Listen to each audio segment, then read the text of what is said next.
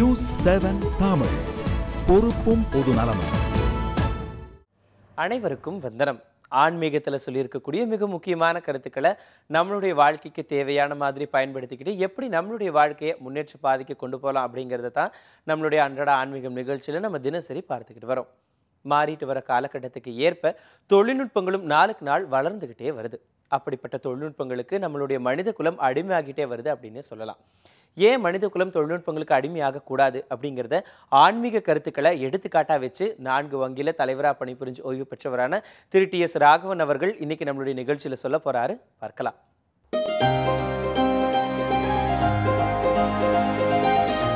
அன்றாட ஆன்மீகம் நிகழ்ச்சியில் உங்களை சந்திப்பதில் மிக்க மகிழ்ச்சி.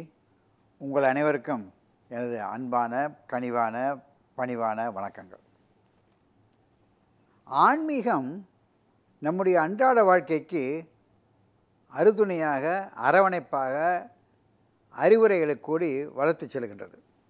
அப்படி பார்க்கிற நேரத்தில் பல வகையான இன்றைய வளர்ந்த சமுதாயத்தில் ஏற்படுகின்ற சிக்கல்களுக்கும் விடையளிக்கின்றது. இப்போ பாருங்கள், டெக்னாலஜிக்கல் டெவலப்மெண்ட் நல்லா வளர்ந்துருச்சு. இப்போது ஒரு 100 ஆண்டு காலத்திற்குள்ளார வளர்ந்த தொழில் புரட்சி, அதுக்கப்புறம் மின்னணு வளர்ச்சி, இந்த ஐடி இண்டஸ்ட்ரியோட டெவலப்மெண்ட்டு, இதெல்லாம் நினைக்க முடியாத அளவிற்கு வளர்ந்து விட்டது. முன்ன காலத்தில் இங்கேருந்து மெட்ராஸில் இருந்து பம்பாய்க்கு ஃபோன் அடிக்கணும்னாக்க அலோ அலோ அலோன்னு டெலிஃபோனை பிடிச்சிட்டு இருப்பாங்க. இப்போ அப்படி அமைக்கினாக்க பாம்பே என்னங்க, டெல்லி என்னங்க, அமெரிக்கா, லண்டன், இந்த மாதிரி பல ஊர்களையும் ஒரு நிமிஷத்தில் ஒரு நொடியில் பெற்று விடுகின்றோம். செய்தி மட்டுமல்ல, பேச்சு மட்டுமல்ல, இந்த நாட்களில் நம்ம என்ன முகத்துக்கு முகம் நேருக்கு நேர் பார்த்து கொண்டே பேச முடிகின்றது. என்னுடைய பேரப்பிள்ளைய, நியூ ஜெர்சியில் இருக்கிற பேரப்பிள்ளைய நான் அடையாளம் இருந்துகிட்டே பார்க்க முடியுது. அந்த குழந்தை சிரிக்கிறத பார்த்துட்டு நானும் சிரிக்கிறேன். இந்த வளர்ச்சி நடந்து விட்டது. ஒரு டெக்னாலஜிக்கல் டெவலப்மெண்ட், இது போன்ற பல வளர்ச்சிகள் அடைந்திருக்கிறோம். முன்னெல்லாம் வாய்ப்பாடுன்னு ஒன்று உண்டு.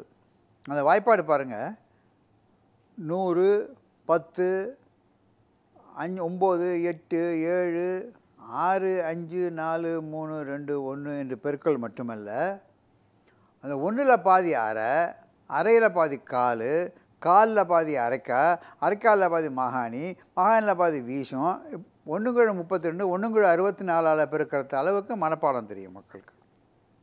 இன்றைய நிலைமை மாறி போச்சு பாருங்கள். இந்த செல்ஃபோன் வந்துருச்சு இல்லை, செல்ஃபோன் வரத்துக்கு முன்னாடி நம்மளாம் என்ன பண்ணோம், டெலிஃபோன் வச்சுருப்போம். டெலிஃபோன் வச்சுக்கிறது முன்னாடி ஒரு டெலிஃபோன் டைரக்டரின்னு ஒன்று இருக்கும். டெலிஃபோன் நம்மளே ஒரு இண்டெக்ஸ் புக் வச்சுருப்போம். அந்த இண்டெக்ஸ் புக்கில் எங்கள் அண்ணா நம்பர் இருக்கும், எங்கள் அக்கா நம்பர் இருக்கும், என் வீட்டு நம்பர் இருக்கும், எல்லார் நம்பரும் எழுதி வச்சுருப்போம். அது ஒரு வீட்டுக்கு ஒரு ஃபோன் இருந்தால் அரிது. இப்போ ஒரு வீட்டில் இருக்கிற மக்கள் ஒவ்வொரு கையிலையுமே 4 செல்ஃபோன் வச்சுக்கிறாங்க. சில சமயம் தான் 2 சேர்த்து பிடிச்சிட்டு பேசுவாங்க.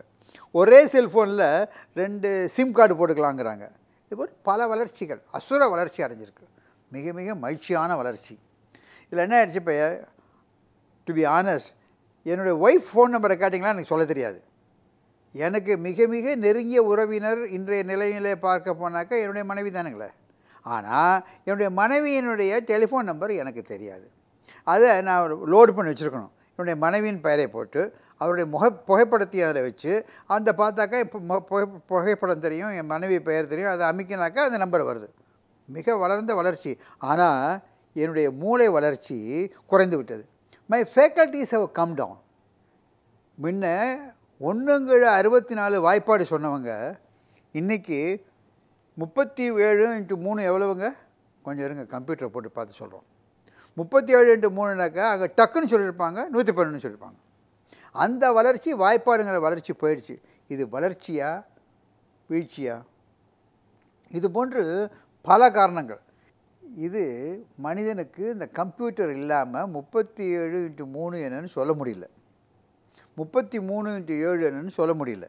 அதுக்கு ஒரு கம்ப்யூட்டர் ஒன்று இருக்குது, ஒரு கால்குலேட்டர் ஒன்று இருக்குது. அதே போல் ஃபோன் பண்ணுறதுக்கு, அந்த ஃபோன் நம்பரை ஞாபகம் வச்சுக்கிறதுக்கு செல்ஃபோனில் போய் குத்தி பார்க்க ஒன்று இருக்குது. மனத்தில் எண்ணமே பரவாயில்ல. அதில் ரீட்டைனிங் பவர் குறைஞ்சி போச்சு. இது போன்று பல நிலைமைகள் நம்ம வளர்ச்சி அடைந்து விட்டதாக கருது கொண்டிருக்கிற இடத்துல we have become slaves for the instruments. இந்த கம்ப்யூட்டர் இல்லாமல், கால்குலேட்டர் இல்லாமல் நம்மளால் ஒரு கணக்கு போட முடியல. செல்ஃபோன் இல்லாமல் ஒரு நம்பரை ஞாபகம் வச்சுக்க முடியல.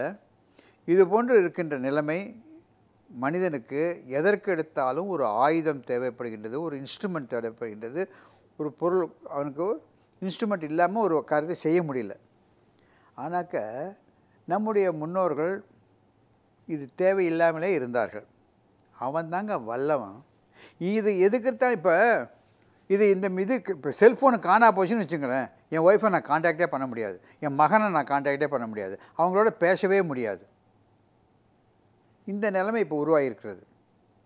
அன்றைக்கி நான் ஒரு பேங்க்குக்கு போயிருந்தேன். அந்த பேங்க்குக்கு போனேன், நான் பேங்கில் தான் வேலை செஞ்சுருந்தேன். பேங்க்குக்கு போயிருந்தேன்.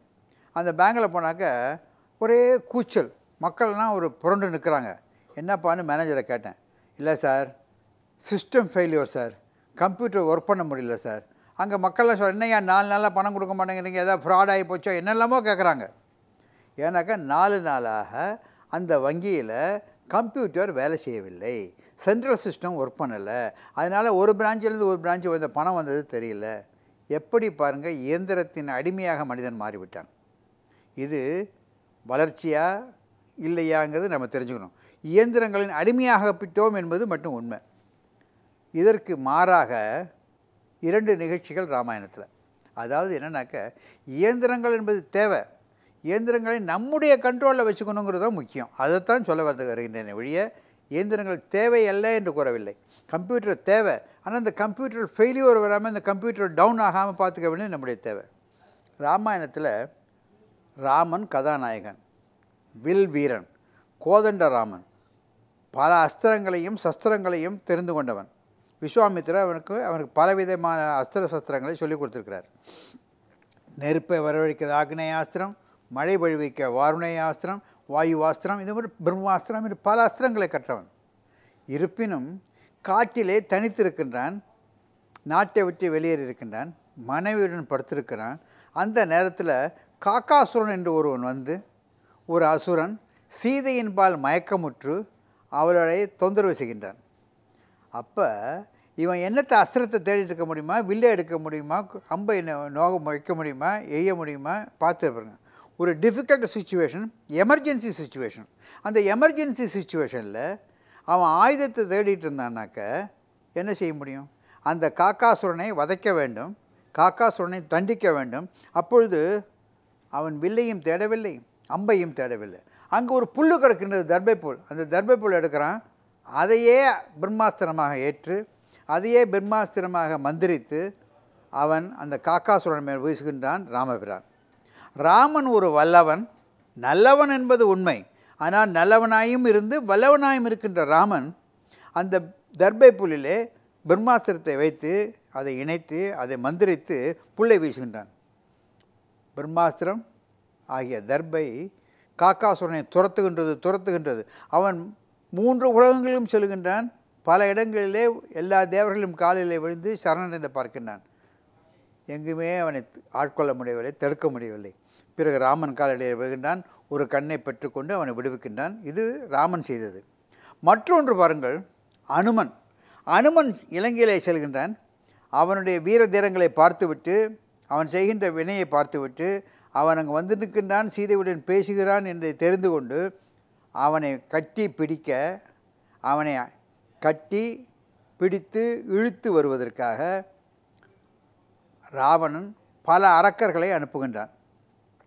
கிங்கர்கள் என்று ஒரு வகையான அரக்கர்கள், மந்திரி குமாரர்கள், பஞ்ச சேனாதிபதிகள், ஏன் ராவனுடைய இளைய மகனையே அனுப்புகின்றான். அங்கே அக்ஷகுமாரன் என்கின்ற இளையகுமாரன் அனுப்புகின்றான். எல்லோரும் பலசாலிகள், பெரும் பலசாலிகள். பல அஸ்திரங்களை எடுத்து செல்கின்றனர், பல ஆயுதங்களை எடுத்து செல்கின்றனர். பல நூற்றுக்கணக்கான ஆயிரக்கணக்கான வீரர்கள் புடைசூழ செல்கின்றனர். அனுமன் ஒருவன் தனித்து நிற்கின்றான். தனி மனிதனாக தனி ஒருவனாக நிற்கின்றான் அனுமன் கையிலே ஒரு விதமான ஆயுதமும் இல்லை, கையிலே கதை கூட இல்லை. சாதாரணமாக அனுமனின் கையிலே பார்க்கின்ற கதையும் இல்லை. தனித்து நிற்கின்ற அனுமன் ஆயிரக்கணக்கான நூற்றுக்கணக்கான பலசாலிகளான ஆயுதங்கள் பல தாங்கி வருகின்ற, படைகள் பல தாங்கி வருகின்ற, படைக்கலங்களுடன் வருகின்ற வீரர்களை பலர்களை எதிர்கொள்கிறான். அவ்வளவு பேர்களையும் அடித்து துவம்சம் செய்கின்றான். ஒருவர் கூட தவிக்கவில்லை, ஒருவர் கூட தப்பிக்க முடியவில்லை. ஆகவே ராவணன் இவர்களை பார்த்துவிட்டு இந்திரஜித்தை அனுப்புகிறான். இவர்கள் அத்தனை பேரையும் எப்படி அடித்தான் அனுமன்? அவன் கையில் கதை கூட இல்லை என்று கூறினேன். அவன் அங்கே இருக்கின்ற மரங்களை பிடுங்கினான், அங்கே இருக்கின்ற கிளைகளை பிடுங்கினான். மரங்களையும் கிளைகளையும் பிடித்து இழுத்து அவைகளினாலே அரக்கர்களை தாக்கி அவர்கள் கையில் இருந்த அத்தனை படைக்கலங்களையும் ஒழித்தான். அது அனுமனின் பெருமை. என் கையிலே படைக்கலம் இல்லை, என் கையிலே ஆயுதம் இல்லை என்று வாளாவிருக்கவில்லை. கையில் கிடைத்ததை எடுத்து கற்களையும் மரங்களையும் பிடித்து கிளைகளையும் மரங்களையும் ஒடித்து அத்தனை அரக்கர்களையும் ஒழித்தான். அது வீரம் அல்லவா? அதற்கு காரணம் அனுமன் ஒரு வல்லவன். அனுமன் வல்லவனாக இருந்த காரணத்தினாலே ஆயுதங்களுக்காக காத்திருக்காமல் கிடைத்த கற்களையும் மரங்களையும் கிளைகளையும் வைத்து அரக்கர்களை தாக்கி வெற்றி பெற்றான். ராவணனே கதி கலங்க வைத்தான். ஆகவே தான் அவன் இந்திரஜித்தை அனுப்புவினான். இந்திரஜித்தும் வந்து பிரம்மாஸ்திரத்தை உபயோகித்தான். ஆக இந்த நிலைமையை உருவாக்கிய பெருமை அனுமனுக்கு இருப்பது என்றால் அவன் ஒரு வல்லவன். அவன் கையில் இருந்தது ஒன்றுமே இல்லை, வெறும் புல். ஆக வல்லவனுக்கு புல்லும் ஆயுதம் என்பது இன்றைய நாட்களிலே பொருந்தும். இன்றைய நாட்களில் என்ன பண்ணுறாங்க பாருங்கள், பார்த்தோம் இல்லையா? கம்ப்யூட்டர் இல்லைனா வேலை நடக்க மாட்டேங்குது, கால்குலேட்டர்னாக்கா டோட்டல் போட முடியல, அந்த நிலைமை இருக்கலாமா? இதை கம்ப்யூட்டர், கால்குலேட்டர், இந்த சிஸ்டம் ஃபெயிலியூர் இதெல்லாம் வராமல் பார்த்துக்கிறது நாம் அந்த ஆயுதங்களை கண்ட்ரோல் செய்யதான் ஆகும். ஒரு கப்பல் மாலுமி செல்கின்றார், கப்பலை செலுத்து கொண்டு செல்கின்றார். செலுத்துகின்ற நேரத்தில் ஏதோ ஒரு மெக்கானிக்கல் ஃபெயிலியூர் வந்ததுன்னு வச்சுங்க, அவருக்கு கப்பலை முழுக விட்டலாமா? முழுக விடக்கூடுமா? அதில் எப்படி அதில் உள்ள குறைபாடுகளை நிறை செய்து சீர் செய்து இந்த கப்பலை செலுத்தணுமோ அப்படி தானே செலுத்தணும். அவன் தானே ஒரு சிறந்ததொரு மாலுமியாக இருக்க முடியும். அதே போல் தொழிலகங்களில் பவர் கட் வந்துடுது. பவர் கட் வந்தால் நம்ம என்ன பண்ணுறோம்? அதோட இனிஞ்சா போயிடுறோம். பவர் கட் வந்தால் ஜெனரேட்டர் வச்சுக்கிறோம். ஜெனரேட்டர் வந்து பெட்ரோல் டீசல் விலையேறினா என்ன பண்ணுறோம்? விண்டு மில் வச்சுக்கிறோம். இப்போ பாருங்கள், சோலார் எனர்ஜி கண்டுபிடிச்சிட்டோம். ஆக மாற்று வகைகளையும் பார்த்து கொண்டு சூரியனிலிருந்து ஒளி பெற்று நம்முடைய தொழிற்சாலையை இயக்க முடியும் என்று தெரிந்து கொண்டு அதை இயக்கின்றோம் அல்லவா? அவன் தான் வல்லவன். எப்படி வல்லவனுக்கு புல்லும் ஆயுதம், ராமன் எப்படி ஒரு புலினாலே காக்காசுரனை அழித்தானோ அதுபோன்று நாம் இன்று மின்சாரம் தடைப்படுமேயானால் அந்த மின்சாரத்திற்கு இணையாக டீசலை உபயோகித்து மின்சக்தியை உற்பத்தி செய்கிறோம். டீசல் விலை ஏறி விட்டது என்று தெரிந்து கொண்டதுனால சோலார் எனர்ஜி, விண்ட் எனர்ஜி எல்லாம் உபயோகிக்கின்றோம் அல்லவா? இதுதாங்க வல்லவனுக்கு புல்லும் ஆயுதம் என்பது பொருந்துகின்ற பழமொழிக்கு பொருந்துகின்ற செயல். இதைத்தான் ராமனும் அனுமனும் யுத்தங்களிலே காண்பித்தார்கள். ஆகவே நமக்கு அன்றாட வாழ்க்கைக்கு அனுசரணையாக இருப்பது ஆன்மீகம். மறுபடியும் பார்ப்போமா? வணக்கம்.